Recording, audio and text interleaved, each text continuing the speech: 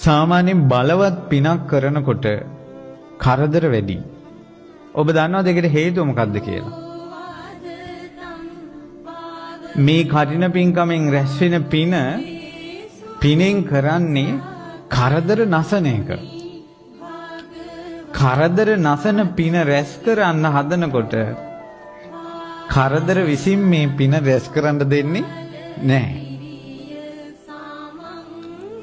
ඔබ අපි උදාහරණයක් ගමු. ඔබව නසන්න ආයුධයක් කවුරු හරි හදනවා නම් හිමීට නම් ඒක හදාගෙන යන්නේ. ඔබ ඒකට කැමතිද? ඔබව නසන්න ආයුධයක් හදනවා නම් ඔබ ඒකට කැමති නැහැ. ඒක හදන්න දෙන්නේ නැහැ. මොකද හැදුවොත් ඉවරයි. ඒ වගේ මේ කරදර කෙලෙස් නසන පිනක් රැස් කරනකොට ඒ පින රැස් කරන්න දෙන්නේ කෙලෙස් විසින්ම. ඇයි ඒ පින රැස් කළොත් ඒ පිනෙන්ම ඔය බාධක ටික ඔක්කොම නසනවා. ජීවිතේ පරදුවට දාලා කටිනේ කරා නම් එච්චර හැඟීමක් තිබ්බනම් ඒකයි ඒ පින විපාක දෙනකල් අපි කියමු බුද්ධ ශාසනයක මගපල් ලබනවා කියලා ගලේ ගැහුවත් මැරෙන්නේ නැහැ. ජීවිතේ අතෑරලා පින රැස් කළා. ඒ පිනේ විපාක දෙනකල් ජීවිතේ නසන්නේ ඒ පින. ඒ නිසා තමයි අම්මව චූටි දරුවා අම්මා ගඟේ නාවනකොට ඒ දරුවා එකපාරම වතුරට වැටුණා. වැටිච්ච ගමම්ම මාළුවෙක් ගිල්ලා. දැවැන්ත මාළුවෙක් ගංගානම් ගඟේ. අර අම්මා පොළොවේ පස් කාලා ඇඬුවේ.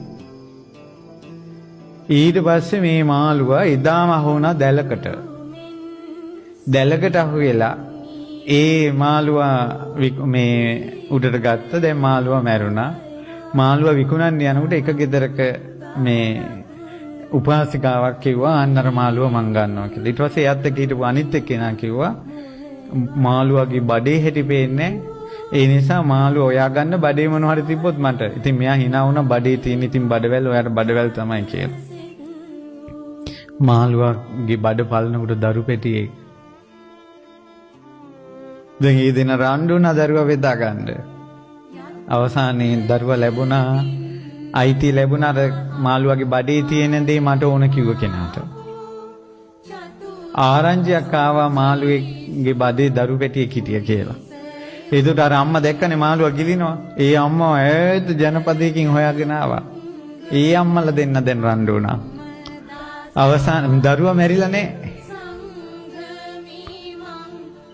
ඊට පස්සේ අවසානයේ රජුරු නියෝග කළා. ඒ ගෙදරත් ඉනම් දරුවා සතියක් තියන්න ඕන. මේ ගෙදරත් සතියක් තියෙන්න ඕන. ගෙවල් දෙකක කුල දෙකක හැදුන නිසා ඒ දරුවට නම තිබ්බා බක්කුලය කියලා.